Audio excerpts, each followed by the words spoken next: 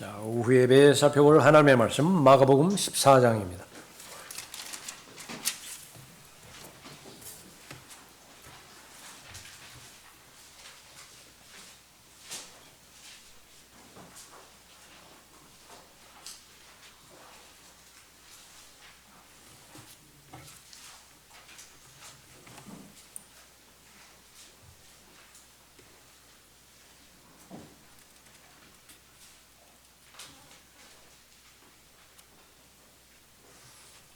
마가복음 14장 1절부터 9절까지 받아 읽겠습니다.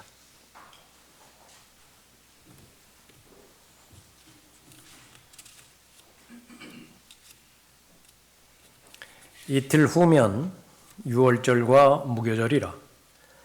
선임 제사장들과 서기관들이 어떻게 하면 간계를 써서 주를 붙잡아 죽일까 하고 강구하더라.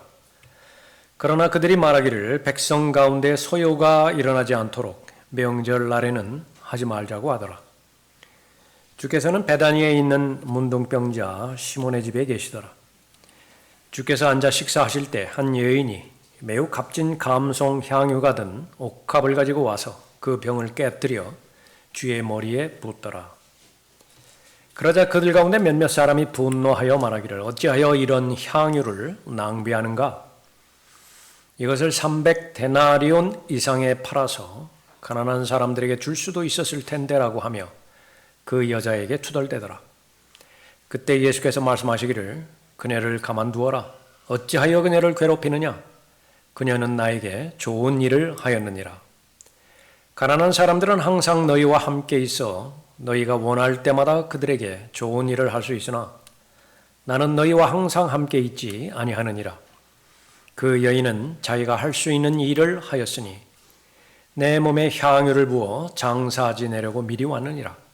진실로 내가 너희에게 말하노니 온 세상에 이 복음이 전파되는 곳마다 그녀가 행한 이 일도 말하여 그녀를 기념하리라고 하시니라. 네, 기도하겠습니다. 거룩하시고 전지전능하신 아버지 하나님, 오후에도 영과 진리로 주님 앞에 경배드리는 참된 경배자로 발견될 수 있도록 인도하여 주셔서 만왕의 왕이시고 만주해 주신 아버지 하나님을 기쁘시게 해드리고 또 저희를 불러주신 목적대로 합당한 삶을 살 수 있음을 입증해 드릴 수 있도록 인도해 주심을 감사를 드립니다. 구원받은 모든 하나님의 자녀들 부활의 증인으로서 그리스도의 훌륭한 군사로 살게 해 주시고 그리스도를 대신한 대사로서의 그 역할에 필요한 모든 필요들을 공급해 주시었으며 신실한 청지기로서 마땅히 해야 되는 위임받은 업무들, 위대한 과업들을 오늘 이 시간에 이르기까지 신실하게 잘 감당할 수 있도록 인도해 주시니 감사를 드립니다. 주님의 피로 사신 교회를 통하여 하나님의 목적대로 참된 경배자가 되게 해주시고 또 그리스도의 역군들이 될 수 있도록 인도하여 주셔서 온전한 사람으로서 그리스도의 충만하심에 장사한 분량에까지 잘 성장케 해주심을 감사를 드립니다. 주님 오셔서 저희를 데려가실 그때까지 맡겨주신 그 위대한 과인 예수 그리스도의 죽으심과 또 묻히심과 부활을 오실 때까지 선포하는 그 위대한 과업들을 잘 감당할 수 있도록 모든 필요들을 채워주셨습니다. 감사한 마음으로 주님 앞에 경배드리고 있습니다. 한 사람 한 사람 다시 주님 손에 의탁드릴 때에 선포되는 말씀을 통하여 힘주시고 또 견고한 믿음 더 형성시켜 주셔서 또 하나님 앞에 담대하게 또 용기를 가지고 언제 어디서든지 나아갈 수 있는 믿음의 사람들 되도록 복주시길 원합니다. 주 예수 그리스도의 이름으로 기도드렸습니다. 아멘. 자, 오늘 설교 제목은 아낌없는 사랑입니다. 아낌없는 사랑.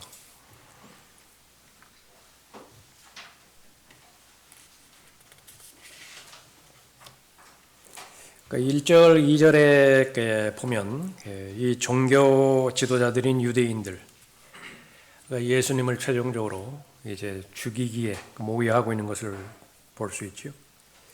그냥 그 전에는 예수님의 어떤 한 부분이 못마땅하고 마음에 안 들었는데 이제는 예수 그리스도의 존재 자체가 아주 혐오스럽습니다. 예수님 자체가 아주 질리게 합니다. 그분의 설교뿐만 아니라 그분께서 행하시는 모든 표적들 마찬가지죠. 원하는 것은 그냥 예수 그리스도께서 죽었으면 좋겠어요. 그거 하나뿐입니다. 그를 위해서 자신에게 어떤 일이 일어나도 그것을 감당할 각오가 되어 있습니다.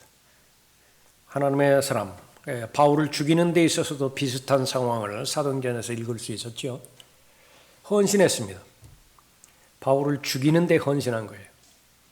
그것이 이념과 신념의 무서움입니다.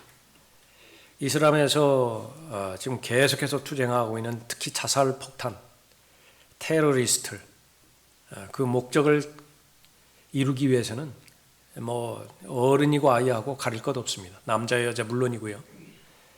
자신의 목숨, 그거는 전혀 문제가 되지 않는 것입니다. 그것이 마귀가 주는 힘입니다. 마귀가 주는 능력이기도 그렇죠.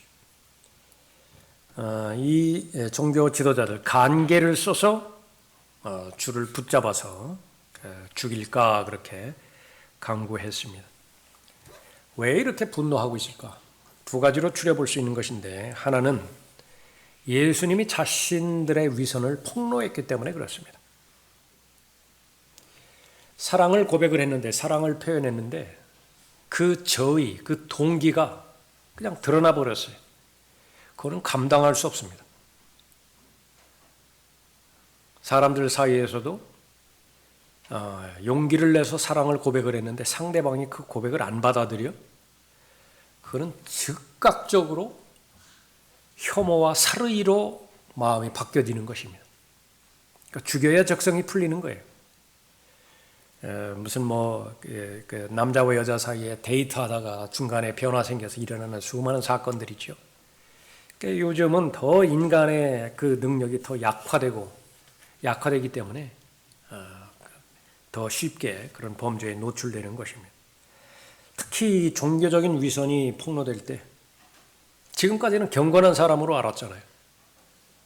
지금까지는 잘 믿고 또 다른 사람들을 그런 부분에 있어서 영향력을 주는 사람으로 알았는데 실체가 다 드러나 버렸습니다.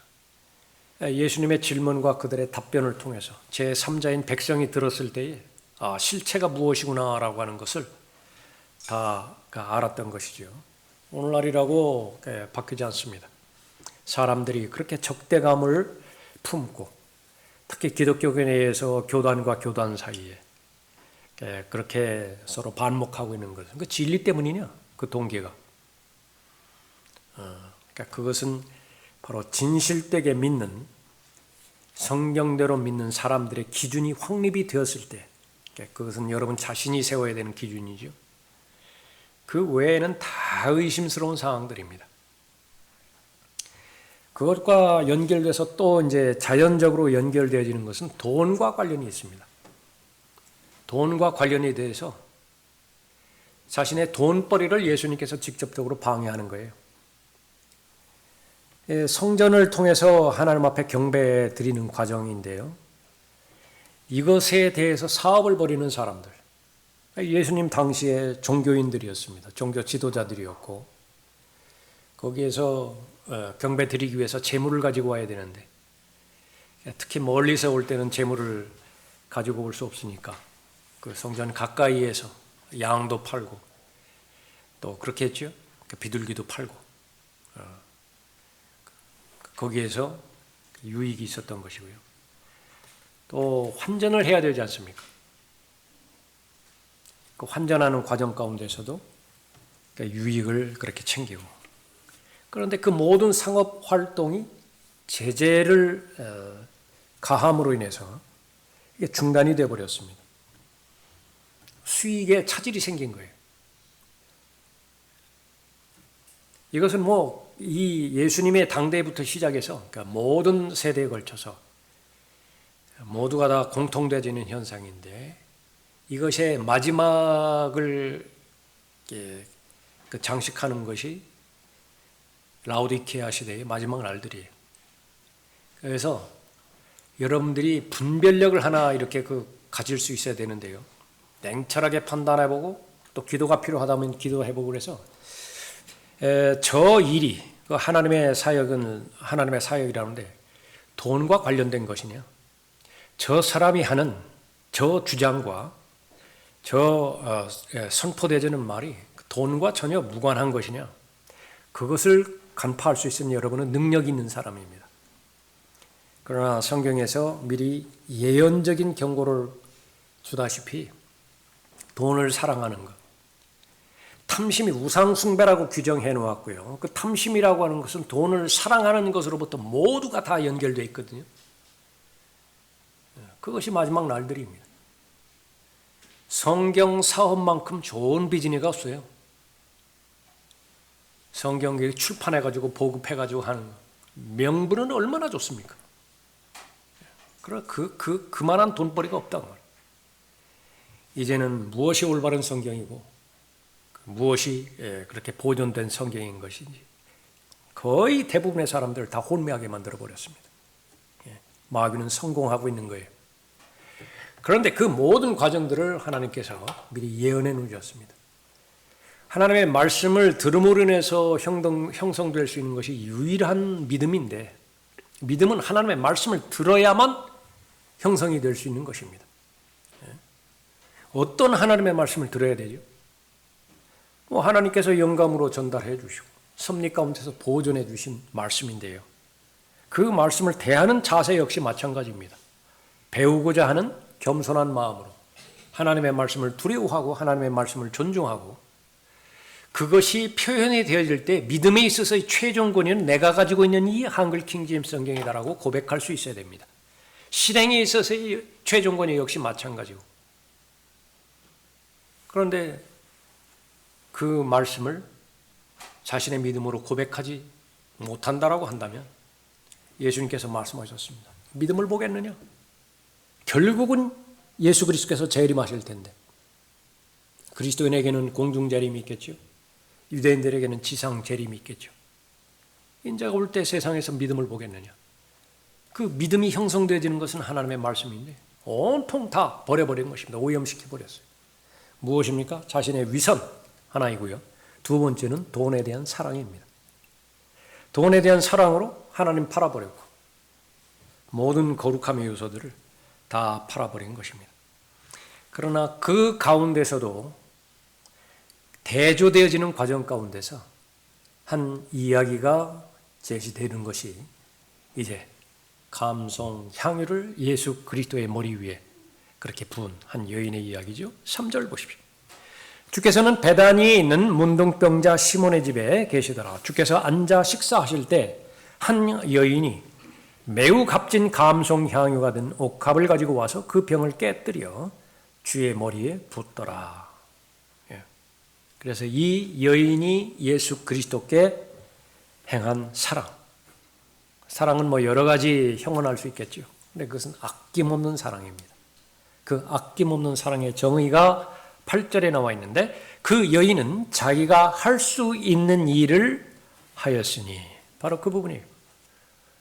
아낌없는 사랑은 어떤 사랑이냐? 자기가 할 수 있는 일을 행하는 것. 실제로 이 문맥적으로 보면 3절부터 오늘 이거 읽은 9절까지 이 부분은 삽입 구절입니다. 그래서 어떻게 읽으셔야 되느냐 그러면 1절, 2절 읽었죠. 그 다음에 10절로 읽어야 됩니다. 그리고 3절부터 9절에 해당되어지는 것은 괄호에 해당되어지는 삽입 구절입니다. 그 부분들은 다른 영역이고요. 우리에게 주는 교훈, 가르침 너무나 명백하죠. 거의 대부분의 사람들이 종교의 그 영역 안에서 1절, 2절에 나와 있는 이 종교인들처럼 선임 제사장들이라든지 서기관들, 성경과 다 관계가 있는 사람들이죠. 실제로 그들의 속마음은 예수 그리스도를 대적하고 있어요. 어느 정도 대적하고 있는 것이냐? 없으면 좋겠어요. 라오디케아 교회와 얼마만큼 일치합니까?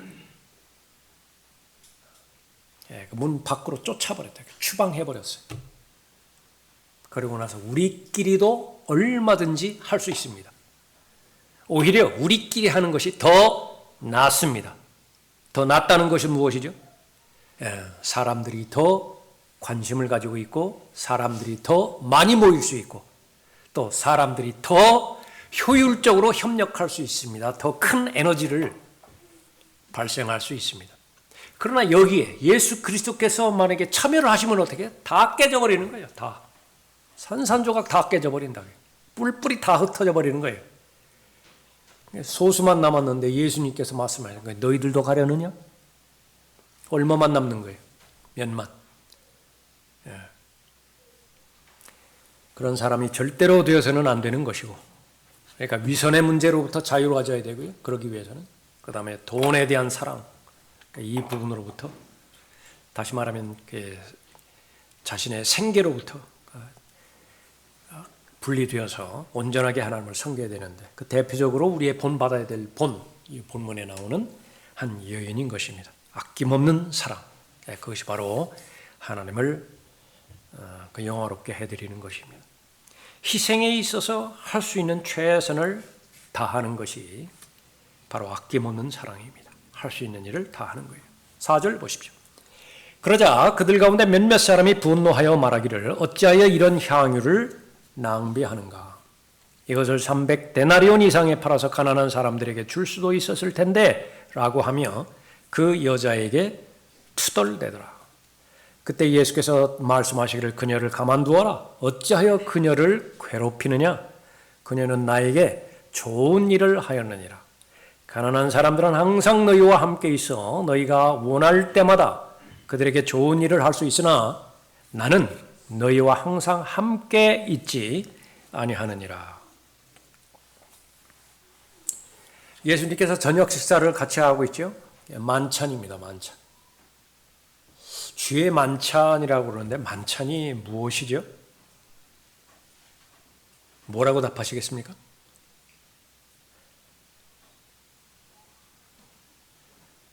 아침에 먹는 식사를 조찬이라고 합니까? 점심에 먹는 식사를 오찬이라고 합니까? 저녁에 먹는 식사를 만찬이라고 하죠? 그 만찬입니다.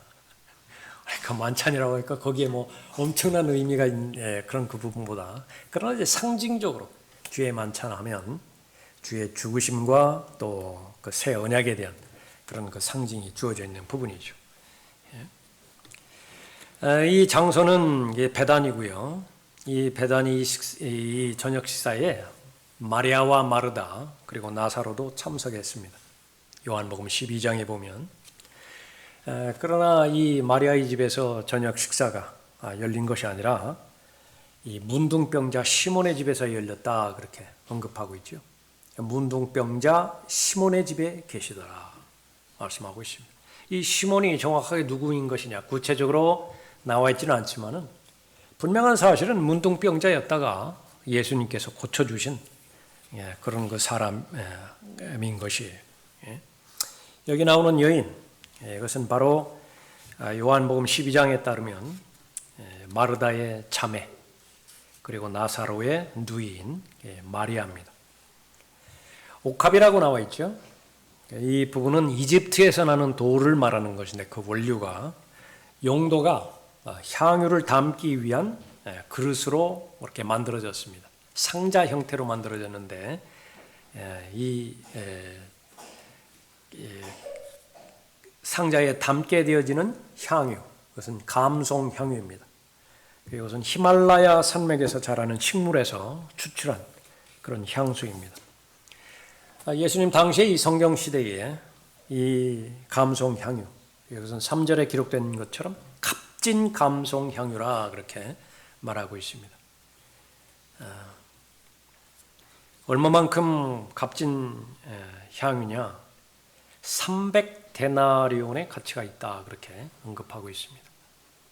한 데나리온이 그 하루치 임금이죠. 1년이 365일이면 휴일이 한 60일 정도 됩니까? 연봉이라고요.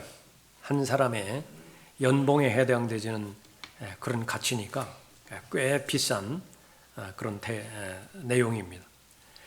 무슨 용도로 이 마리아가 이 감송 향유를 그렇게 마련했는가? 이 머리에 기름을 붓는데요. 이 머리에 기름을 붓는 세 직분이 있었죠. 왕과 제사장과 선지자였습니다. 그런데 또 한 사람에게 향유가 부어지는 데가 있는데 그건 죽은 사람이에요. 죽은 사람 장례 지낼 때, 장사 지낼 때 붓는 것인데요. 어떤 목적으로 마리아가 이것을 준비했는지 그거는 모르지만은 어쨌든 그 용도가 변경이 생긴 거예요. 예수님께 부어졌던 것입니다. 마리아가 이 예수님께 드린 향유, 그것은 아주 최고의 것을 드렸던 것입니다. 그 병을 깨뜨렸다 그렇게 언급하고 있죠. 그 뒤에 보면은 이 마리아의 이 행위에 대해서 아주 분개합니다. 낭비했다라고 그러죠. 보통 보면 그냥 한두 방울 정도 떨어뜨릴 정도예요. 향유. 그런데 그 병을 완전히 깨버렸다. 그러면 보관 자체가 불가능하기 때문에 다 쏟아 부을 수밖에 없습니다. 한 방울도 남김없이 다 부어져야 되는 그런 그 부분입니다. 그래서 머리에다가 붓고 또 그 양이 충분함으로 인해서 요한복음 12장 3절에 보면 예수님의 발에도 부었다고 그렇게 말합니다. 그래서 모든 영광을 하나님 앞에 바쳤던 것입니다. 우리의 삶에 적용해버리면요, 옥합이 깨트려지지 않으면 그 향기는 영원히 갇혀져 있다는 사실이죠. 하나님 앞에 영광을 돌리기 위해서는 무엇인가 희생이 뒤따라야 되는 것인데 그 희생은 전적인 희생을 말하는 것입니다. 바울의 고백은 내가 이미 제물로 드려질 준비가 되어 있고 떠날 때가 이르렀도다. 바쳐지는 것을 말하는 것입니다. 한 방울도 남김없이 다 바쳐지는 것을 말하는 거죠. 이 하나님에 대한 사랑, 그것이 헌신과 관련이 있고 또 희생과 관련이 있는데 이 부분을 자연스럽게 연결시켜 주는 것은 또 그분에 대한 지식입니다. 상대방에 대해서 얼마만큼 헌신할 것이냐. 처음에 남자와 여자가 청춘 때 만나서요, 서로 사랑하고 서로 교제에 깊이 빠지고 그럴 때 서로 헌신에 대한 정도가 있겠죠. 세월이 지났습니다. 20년도 지나고 30년도 지나고 그렇게 했을 때 서로 노인이 되었을 때에 서로 상대방에 대한 헌신, 그것은 그 깊이가 다를 수밖에 없습니다. 상대방을 알아가면서 더 그 사랑의 깊이와 헌신의 깊이가 더 깊어지니까 그런 것이죠. 오전 설교 때는 시간이 없어서 그 예화를 말씀드리지 못했지만은 한 부부가 있었는데요. 그 아내가 이렇게 철길을 건너다가 발이 잘못되어져가지고 그 철길에 완전히 갇히게 돼 버렸어요. 그 곡선이었는데 저쪽에서는 막 그 기차가 경적 울리면서 불 번쩍번쩍거리면서 브레이크 잡는 그 엄청난 소리를 내면서 계속 다가오고 있습니다. 급히 남편이 쫓아가가지고서 그것을 해결하려고 그러는데 어떻게 더 깊이 받으려니까. 그러니까 힘을 쓰면 움직이면 움직일수록 그 발목이 더 깊이 그 부목에 깊이 고정이 되어버리는 거예요. 그 옆에 사람들이 이제 늦었다고 나오라고 그렇게 되는데 남편이 그 주변을 쓱 돌아도 보니 그동안 고마웠다고 하면서 아내를 감싸 안습니다. 그러면 결국은 이제 같이 죽는 거예요.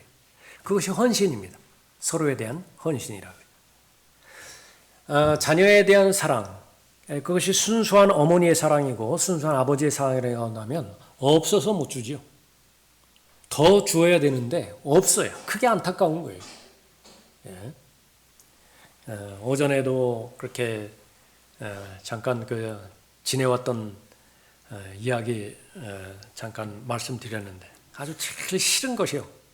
싫은 것이 외할머니 댁에 그렇게 가게 되어지면 끝나는 날 이제 그 서울로 돌아와야 되지 않습니까? 그러면 꼭 무언가를 쥐어줘요, 손에. 감일 수도 있고 혈날은 그런 거 있죠. 사과일 수도 있고 다 그렇게 하고 있고. 두 가지로 싫었습니다. 하나는 그거 들고 다니기 싫고요. 오케이. 그래, 그거는 뭐 별 문제도 안 됩니다. 두 번째로는 아주 견디기 힘든 부분이었는데, 큰 며느리 눈치를 보면서 주셔야 돼요. 그 할머니가 몰래 줘야 돼요. 빨리 가지고 가, 빨리 가지고. 그게 발각이 되면 얼마나 곤란하겠어요? 시어머니 권위도 있고 그렇게 되어지는데 하나라도 더 줘야 돼요. 더. 그래서 손자한테. 그 부분들을 무한 확장한 것이 바로 하나님과 우리와의 관계입니다. 하나님이 우리에게 은혜를 베풀어 주실 때 아까운 것 없고요. 아까운 것 없습니다. 그 이후에도 마찬가지입니다. 예수 그리스도께서 주셨는데 무언들 더 못 주시겠느냐라고 하는 거죠. 그래서 다윗에게도 말합니다. 이것도 주고 이것도 주고 이것도 주고 더 필요한 거 말하면 되지 않았느냐고. 말하면 내가 못 주겠느냐고. 그 동일한 사랑과 은혜를 받은 그리스도인 역시 마찬가지입니다. 더 못 드려서 마음에 안타까움이 있는 것이죠. 지금 이 본문에 나오는 여인의 마음의 상태가 바로 그 부분입니다. 복 가운데 복이에요. 그래서 받는 자보다 주는 자가 더 복이 있다라고 하는 말씀은 이제 경험해 본 사람이 알겠죠? 그러면 언제 줄 수 있습니까? 언제? 그러니까 마찬가지예요. 넘칠 때죠. 하나님에 대한 열정이 넘칠 때 하나님 앞에 드리기는 너무나 쉬운 것이고요. 또 하나님 앞에 시간을 드리고 뭐 또 물질을 드리고 자신의 인생 전체를 드리는 데 있어서 사랑의 문제와 또 하나님의 은혜와 자비의 문제만 문제가 없다고 한다면 그건 아무런 문제가 안 되는 것인데 오전 성경 공부에서 살펴봤지만 없어요. 아주 탁탁 긁어야 얼마 한 줌 될까 말까 한 것인데 그러나 그릇은 크다고요. 그 아주 없는 것 가지고서 많은 것들을 필요를 채우려고 하니 이게 무리가 되어지는 것입니다. 바울의 이 간증, 내가 이미 제물로 드려질 준비가 되어 있고 어차피 한 번은 죽게 되어 있거든요. 그런데 그 죽음의 과정을 통해서도 하나님께 영광을 돌릴 수 있는 아주 특이한 기회가 나한테 주어진 거예요. 이게 얼마나 감사한지 몰라요. 그런데 이것은 시간에 관계없습니다. 시간에 관계없어요. 낳자마자 죽을 수도 있고요. 대표적인 사람이 다윗이 간음해서 낳은 아들입니다.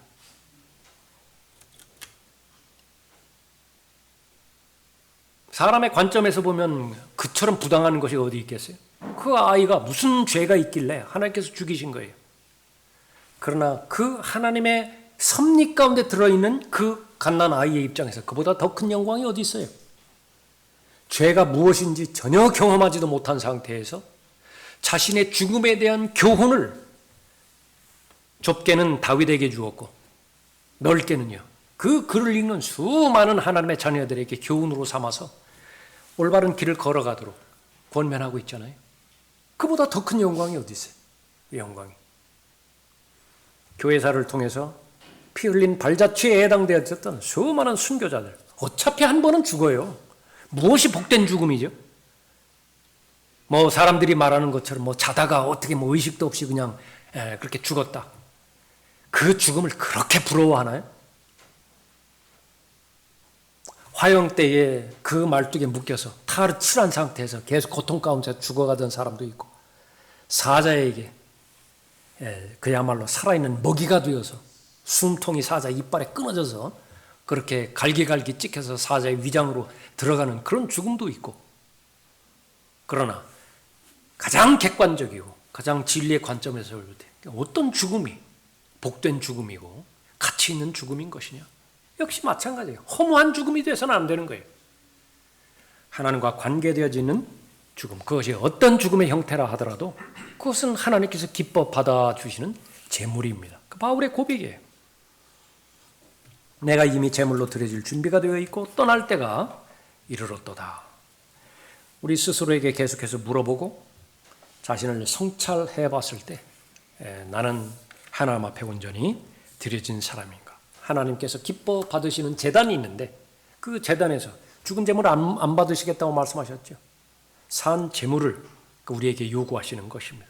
가장 현실적으로 적용하는 것은 바로 지금 이 자리에서 내가 온전히 하나님 앞에 드려지는 것을 말하는 것입니다. 이 아낌없는 사랑, 할 수 있는 모든 것을 행할 수 있는 사랑인데 여기는 반드시 방해가 따릅니다. 그러니까 본 것처럼 그들 가운데 몇몇 사람이 분노하였다 그렇게 언급하고 있죠. 예수님께 가장 올바른 행위를 했고 예수님께서 기뻐하시고 최상의 경배를 받으시는 그 결과를 놓고 예수님을 가장 잘 따른 사람 아니에요. 지금 예수님 곁에 있었던 사람들은 그 사람의 마음의 상태가 분개했어요. 분노로 가득 찼다. 그러자 그들 가운데 몇몇 사람이 분노하여 말하고 있습니다. 왜냐하면 왜 낭비하느냐? 왜 돈을 낭비하느냐? 그런데 그들 가운데 몇몇 사람이 분개하였다고 그렇게 말하는데요. 마태복음에서는 제자들이라고 말합니다.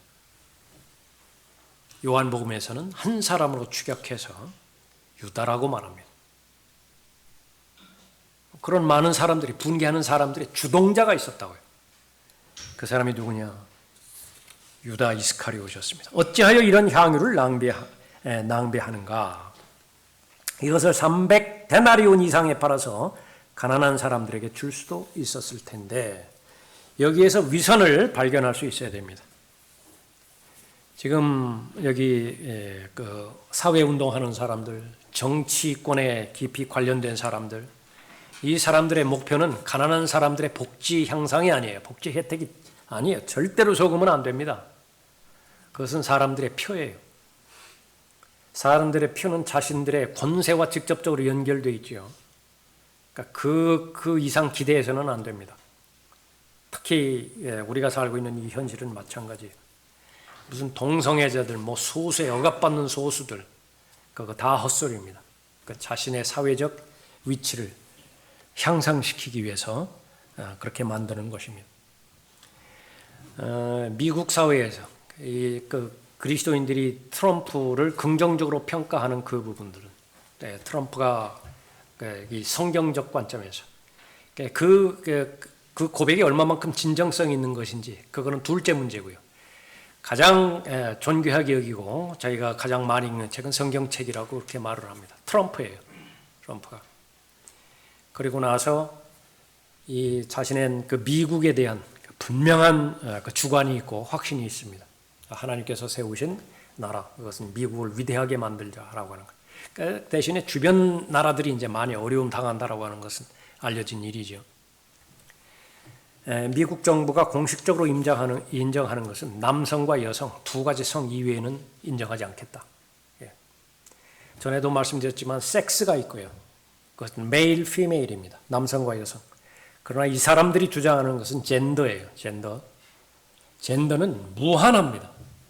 남자 있고 여자 있고 생물학적 남자가 여자를 주장하고 생물학적 여자가 남성을 주장하고 그것만 있는 거 아니에요. 또 마찬가지로 지금 내가 어릴 때는 몰랐는데 지금 작년부터 나는 생물학적 남자지만은 여성으로 내가 인식을 한다.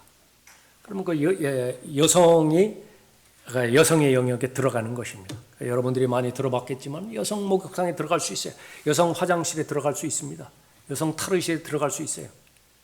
그러면 그렇게 거기에 있는 그 여성들이 반발을 하겠죠. 만약에 거기에 대해서 왜 남자가 여기 들어오느냐고 그러면 그 사람이 이제 범법자가 되는 것입니다. 차별한다고요. 그것이. 그런 것을 관점으로 해서 모든 공립학교에서 지금 그 미국은 난장판이 되고 캐나다는 물론이고 그 동성애에 대한 교육, 그 이념 교육이죠. 그걸 어릴 때부터 이렇게 보는 것입니다. 가르치는 것이에요. 그것을 부모가 간섭하면 안 돼요. 그건 부모가 법에 걸린다고요. 그것을 폐지시켜버리겠다. 그렇게 언급하고요. 무슨 성 전환해가지고 트랜스젠더, 그러니까 여자로 트랜스젠더 하죠. 그 사람이 그 여성 경기에 나간다. 그건 법으로 금지를 시켜버리겠다. 몇몇 가지가 있어요. 그런 그 부분들에 대해서. 그런 그 부분들을 전혀 금지를 시키겠다. 그렇게 말합니다. 예수 그리스도의 이름으로 기도하지 못해요. 공립학교에서. 크리스마스 때에도요. 메리 크리스마스 그 말을 하면 위법이에요. 차별을 하는 거예요. 다른 종교를 가지고 있는 사람 가운데서. 그런데 예수 그리스도의 이름으로 기도하지 못하게 방해해놓고 무슬림들이 하루에 3번 기도할 수 있는 그 장소는 마련해 준다고요. 그 의식에 따른 절차들은 다 마련해 주는 것입니다. 소수라면 이외예요. 그 동시대에 무슬림에 의해서 목베임 당해서 심지어 목베임 당하고 박해받는 그리스도인들이 있다고요. 감옥에 갇혀있는 그리스도인들이 있다고요. 그들의 억압에 대해서는 단 한마디도 말을 하지 않아요. 그 배경은 다 마귀가 주도하고 있는 것입니다. 우리나라도 역시 마찬가지예요. 지금은 제가 60이 넘고 그런 부분 보니까 대부분 우리 세대 아니겠어요? 지금 활동하고 있는 사람들, 나보다 나이가 적은 사람들, 웬만하면 그 전의 세대보다, 그러니까 제가 30대나 40대, 그 당시에는 이제 50, 60대, 70대 사람들이 이제 정치를 주도했죠. 지금 이제 동시대 사람들이 동시대에 가까워지니까 그 사람들 실체를 어느 정도는 압니다. 정말로 사실이 그 사람들이 가난한 자들, 없는 자들, 그런 사람들 편에 선다고 하지만은요, 그 사람들만큼 부자가 없어요. 그 사람들만큼 많이 배운 사람이 없습니다. 무식한 사람들 편에 든다고 하는데, 그러니까 정말로 있는 자들의 돈을 갈취를 해서 없는 자들에게 나눠주는 거예요. 없는 자들은 그것만큼 좋은 소식이 없거든요. 그러니까 다 표를 주는 거예요. 표. 목표는 표예요. 좌익으로 몰린 사람들, 특히 공산주의와 그렇게 공산주의에서 적극적으로 반대하지 않는 사람들, 그 사람들은 이 하나님의 관점에서 볼 때 그것은 위선 중에서도 그런 위선을 떠는 사람들이 없다고 말입니다. 유다 이스카리옷, 가난한 사람들에서 신경 쓰는 사람이 아닙니다. 무엇에 대해서 신경을 쓰는 것이냐? 자기가 돈을 관리를 맡았거든요. 그러니까 돈 주머니에 저 300데나리온이 들어와야 되는데 엉뚱한 데 가버린 거예요. 그게 너무 아깝다고요. 그래서 말하는 것입니다. 그가 이렇게 말한 것은 가난한 사람들을 염려해서가 아니라 그가 도둑이며 하나님께서 그 마음에 심중을 꿰뚫어 버렸어요. 말은 어떻게 하는지 모른다. 그러나 도둑이에요. 도둑. 그가 도둑이며 돈 주머니를 맡아 그 안에 넣은 것을 지니고 다니기 때문이라. 공동자금인데 그냥 슬쩍 하는 거입니다. 슬쩍 하는 것이라. 어떤 목사가 하도 답답하니까 교회의 타락을 막는 것, 두 가지 중에 하나만 한다 하더라도 교회의 타락을 막을 수 있다. 그 무엇이냐? 교회 헌금 재정, 그 공개적으로만 공개할 수 있으면 그 교회는 타락을 막을 수 있다. 심지어 그 정도까지 했다. 그게 돈에 관련된 그런 부분들. 방해가 있습니다. 아낌없는 사랑을 실행하는 데 있어서는 방해가 따르는 것인데 그 가운데 하나예요. 여러분이 진실된 마음으로 하나님 앞에 온전하게 헌신하고 또 하나님의 계획에 적극적으로 참여하고 하나님의 뜻을 실행하는 것을 여러분의 삶의 목표로 삼고자 했을 때 즉각적으로 방해가 되어지는데 가장 가까운 사람의 방해부터 시작되는 거예요. 결혼했다라고 한다면 남편의 방해가 제일 먼저예요. 아내의 방해가 제일 먼저라고요. 그 다음에 여러분 자신이죠. 여러분 자신이 그러한 삶을 살려고 했을 때 많은 희생이 예상이 되어집니다. 그러니까 그 희생을 실행하는 데 있어서 반드시 방해가 되어지는데 그것을 극복할 수 있어야 되는 것입니다. 아낌없는 사랑, 할 수 있는 일을 다 하는 것입니다. 그것은 두 번째로 섬김에 있어서 할 수 있는 일을 최선을 다하는 것입니다. 8절을 보십시오. 그 여인은 자기가 할 수 있는 일을 하였으니 내 몸에 향유를 부어 장사 지내려고 미리 왔느니라. 할 수 있는 일을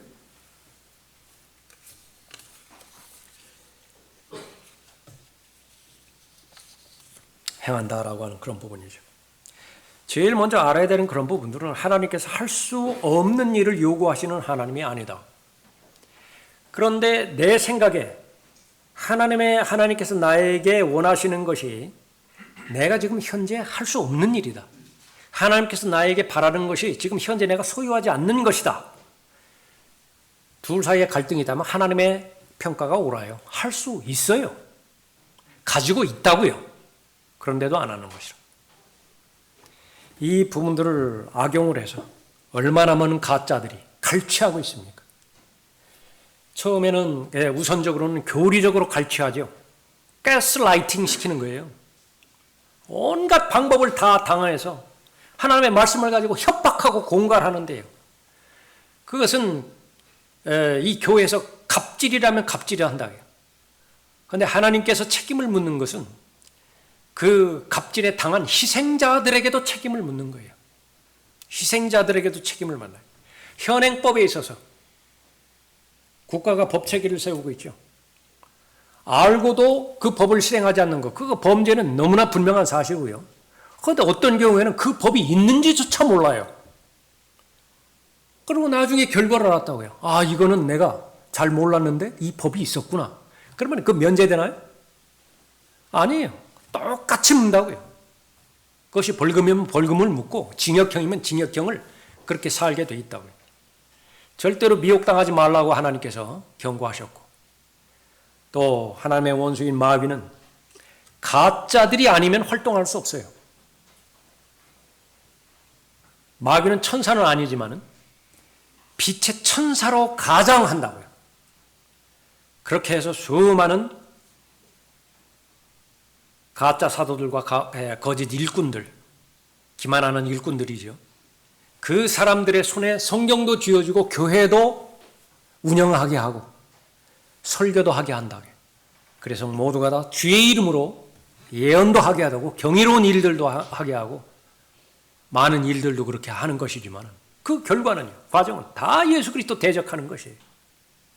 그러니까 그것을 분별하지 못하면 바로 하나님의 책망의 대상이 되어지는 것입니다. 먼저 할 마음만 있다면 사람이 가진 대로 받으실 것이며 없는 것을 받지는 아니하시리라. 고린도후서 8장 12절 말씀이라고요. 그래서 중요한 것은 마음입니다. 할 마음이 있느냐? 할 마음만 있다면 사람이 가진 대로 받으실 것이요. 여러분 가운데 11조 못하는 사람 있죠? 그 사람은 빨리 목사에게 알려야 됩니다. 11조 못하는 사람 목사에게 알리라 그 말이에요. 대표로 고아와 과부가 있죠. 성경시대 때. 그런 지원을 해야 돼요. 그건 먹고 사는 것이 지금 없다고요. 생계가 지금 어렵다고요. 그건 반드시 돌봐야 되는 것입니다. 예? 그러나 그렇지 않은 경우는 어떻게 되는 것이냐. 하나님의 말씀에 의하면 가진 대로 받으신다고요. 예? 없는 것을 받지는 아니하시리라. 그런데 없는 것을 바치라고 공갈 협박하는 것이 가짜들이라고요. 예. 성경에서 언급하는 이 희생과 헌신, 이 부분을 성경적 선보다도 그들이 너무 거룩해서 다 넘어가 버린 거예요. 무슨 빚을 얻어서라든지 또 뭐 집을 채펴서라든지 그러나 분명한 사실은 이 거짓 사회주의자들, 무슨 인권운동들 이런 하는 사람들처럼 그 가운데서 가난한 사람 없어요. 목사는 자기 소유에 대해서는 안 건드린다고 말해요. 자기 소유에 대해서는 안 건드려요. 희생을 안 해요. 그러고서 성도들에게만 계속 강요를 한다. 아무 의미가 없는 것입니다. 지금 현재 섬김에 있어서 최선을 다하는 그 부분인데 이 여인은요, 머리에 부었죠. 그 다음에 머리카락으로 발도 씻었습니다. 유대인의 식사 그 방법은 비스듬히 누워서 하는 거죠. 정식 테이블과 의자에 앉아서 하는 것이 아니라. 그러니까 예수님의 이 머리에 부으려면 그러니까 자기가 더 높은 곳에서 이렇게 해야 되지. 다른 사람한테 다 드러나는 것입니다. 그 가운데 몇몇 사람이 분개했다고 그렇게 말하잖아요. 그런 비난과 오해를 다 감수해내야 됩니다. 작게는. 그러나 그런 과정들을 통해서 자신의 섬김이 온전히 이루어지도록 모든 것을 다 드렸던 것입니다. 데살로니가전서 5장 19절에 의하면 성령을 소멸하지 말라 말씀하십니다. 이거는 주로 예수 그리스도를 섬길 수 있는 기회를 잃어버리는 것을 말하는 것입니다. 오전에도 살펴봤지만은 예수 그리스도의 몸은 이제 승천하셨어요. 없어요. 아무리 감송 향유가 아니라 그보다 더 비싼 향유를 가지고 부으려고 해도 예수님의 머리가 있어야 붓죠. 예? 예수님께 잡술 것을 만찬을 준비해 드리려고 해도 예수님이 계셔야 무슨 저녁 식사를 대비해 드리죠. 그분께서 올라가셨기 때문에 이제 지금 이 시대에 예수 그리스도를 섬기는 것은 그분의 사역을 섬기는 것입니다. 남겨주신 일이 있다고요. 그 일들은 무엇이냐? 성도들을 돌보는 일입니다. 성도들을 온전하게 하는 일입니다. 성도들의 믿음의 수준을 그리스도의 충만하심에 장사한 분량에까지 이르게 하는 것입니다. 목사만 이 일에 가담하는 거 아니에요. 여러분 모두에게 다 주어졌습니다. 그것이 지체의식이에요. 폐와 심장만 중요한 조직이 아닙니다. 미세 혈관을 통해서 모세 혈관을 통해서 가장 끝까지 도달해 가는 혈액의 그 순환, 그것이 없으면 괴사되고 썩어버려요. 온전하지가 못한 것입니다. 모두가 다 그런 역할에 섬김에 그 일들을 할 수 있어야 되겠죠. 이는 성도들을 온전케 하며 섬기는 일을 하게 하고 그리스도의 몸을 세우게 하여, 그것이 바로 하나님께 드려지는 헌신입니다. 제일 구체적으로 드리는 것은 돈이죠. 바로 이 하나님 앞에 경배드리고 교회가 마땅히 해야 되는 하나님의 진리의 말씀으로 교육시키고 잘 훈련시켜서 부활의 증인으로서 그리스도를 대신한 대사들로서 성경 교사들로서 또 부활의 증인들로서 그렇게 역할들을 감당하기 위해서는 기본적으로 필요한 그런 재정들이 있겠죠. 구체적으로는 전도지를 제작하고 또 배포하는 그 부분부터 시작해서 목사의 그런 사례비도 있겠죠. 또 그런 그 모든 부분들에 있어서 다 포함이 되는 것입니다. 무슨 여러 가지 편의 시설이라든지 그 부분들은 기본적인 물질에 해당되지는 부분이고, 하나님 앞에 드려지는 것이 돈만 드려지는 것이냐? 그렇지 않아요. 똑같이 중요한 것이 영적인 제물을 하나님 앞에 드리는 제사장들이죠. 찬양을 드리는 것이고요. 입술의 열매를 또 하나님 앞에 드리는 것입니다. 하나님 앞에 드려지는 최상의 경배, 그것은 바로 성도들의 그 향기에 해당되지는 성도들의 기도가 바로 그 부분이었죠. 그 마지막으로 헌신에 있어서 최선을 다했던 것입니다.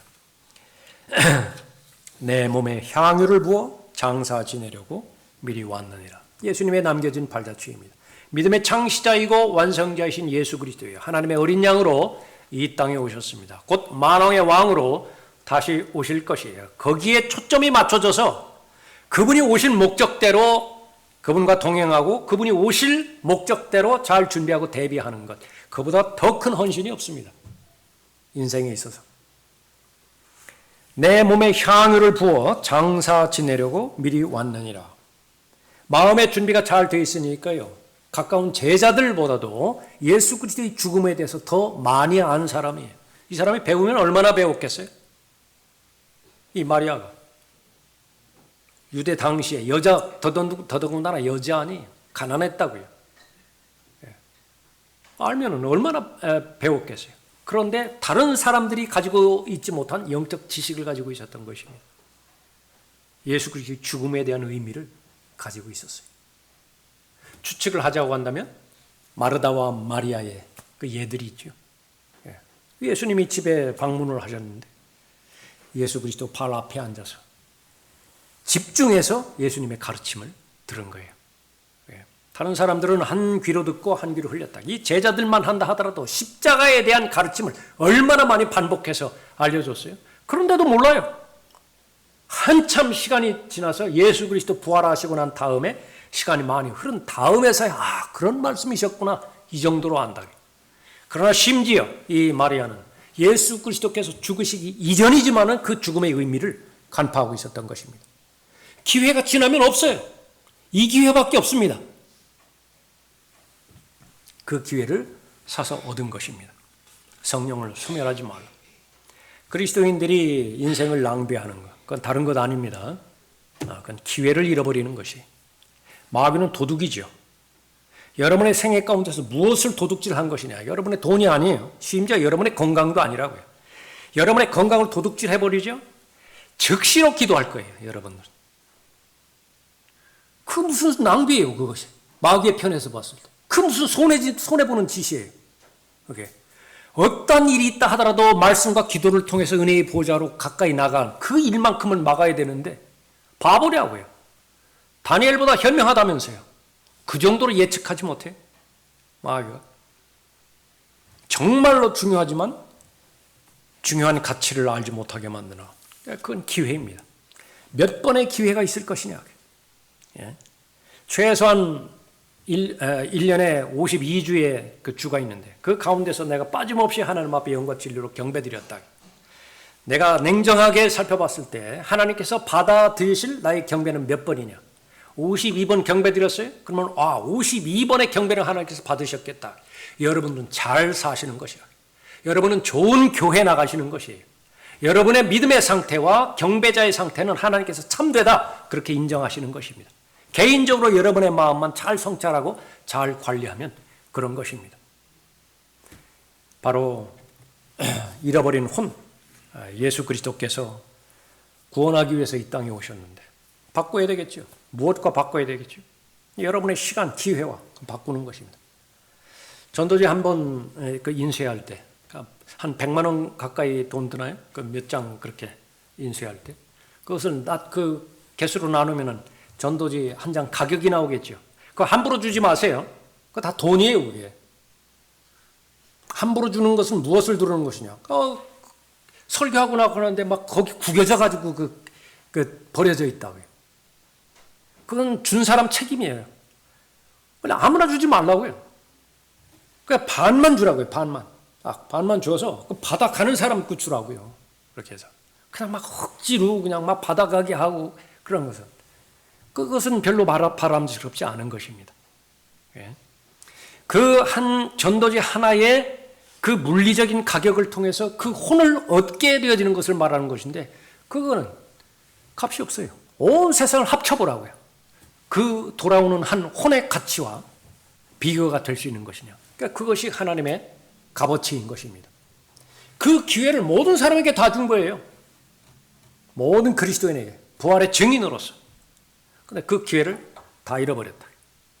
그 기회부터 시작해서 얼마든지 하나님으로부터 쓰임받을 수 있는 유용한 기회들이 다 주어져 있는 것인데 낭비해버렸다. 왜 그런 것이? 제자들이라는 것이 그 무슨 낭비냐? 시간을 그렇게 쓰는 거. 그 무슨 낭비냐? 믿어도 적당하게 믿어야 되지. 여러분들은 속지 마시기 바랍니다. 그리고 여러분들은 다른 사람들의 비난에 대해서 결코 그러지도 않겠지만은 위축되지 마세요. 절대로. 여러분의 믿음이 가장 확실한 믿음이고 견고한 믿음입니다. 예. 할 수 있는 일이라고 한다면 하는 거예요. 할 수 있는 일이라고 한다면. 여러분들이 기도할 수 있으면 기도하는 것이고 전도지 나눠줄 수 있는 믿음이 있다고 하면 돼요. 거리에서 설교할 수 있습니까? 예, 해요. 근데 나는 거리에서 설교할 그런 준비가 안 돼 있다. 부담 갖지 마세요. 없는 것을 하나님께서 바라시는 것은 아닌 것입니다. 그러나 분명한 것은 바로 기회가 있어요. 그 기회를 사서 얻는 것이 성령을 소멸하지 않는 것이고 성령과 동행하는 그런 그 부분입니다. 아낌없는 사랑. 하나님께서 원하시는 것은 할 수 있는 것을 드리는 사랑입니다. 행하는 사람, 하나님에 대한 사랑을 소유하고 있기 때문에 해요. 별로 어렵지 않아요. 그렇죠? 여러분 경배에 나오시는 거 그거 어려워요? 막 큰 희생을 치러야 나옵니까? 큰 대가를 그렇게 치러야 이 경배의 자리에 있을 수 있습니까? 그건 특권이라고요. 하나님의 은혜를 받는 자리이고 하나님의 가르침을 배울 수 있는 귀한 자리인데 특권이라고. 그것을 의무로 생각하는 사람은 없다 그래요. 마찬가지로 확장해서 다른 일들에 있어서 적어도 예수 그리스도를 섬기는 일에 있어서 여러분에게 기회를 주셨다고 한다면 그것은 바로 아낌없는 사랑, 내가 할 수 있는 일들을 행함으로 인해서 하나님 앞에 드리는 것이죠. 그 복은 여러분이 아시는 것처럼 여러분에게 다 돌아올 것입니다. 기도하겠습니다.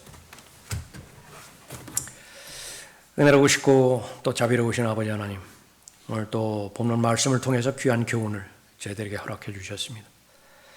아무리 하나님의 그 이름과 또 하나님의 사역에 대해서 그렇게 고백하고 또 관여한다 하더라도 그 마음의 중심이 바로 잡혀 있지 않다고 한다면 예수 그리스도를 대적하고 분개하는 마음으로 예수 그리스도를 대적하는 그런 사람이 있음을 저희들이 잘 알 수 있습니다. 또 동시에 그 대비돼서 세상으로부터는 인정받지 못하고 또 사람들로부터 또 분개의 그 대상이 되지만 그 진실된 마음으로 또 최상의 사랑으로 주님을 섬기는 그런 여인에 대해서도 귀한 교훈을 받았습니다. 저희들 모두가 다 그런 사람이 되어지길 원합니다. 예수 그리스도의 보혈로 저희를 구원해 주셨을 만큼 저희들이 받은 은사대로 또 하나님께서 확보해 주신 기회대로 할 수 있는 일을 가진 것대로 주님 앞에 드림을 인해서 하나님과 동행하는 데 어려움 당하지 않도록 도우시고 또 하나님을 섬기는 데 어려움 당하지 않도록 잘 돌봐 주시길 간구를 드립니다. 주 예수 그리스도의 이름으로 기도드렸습니다. 아멘. 다 같이 일어나시겠습니다.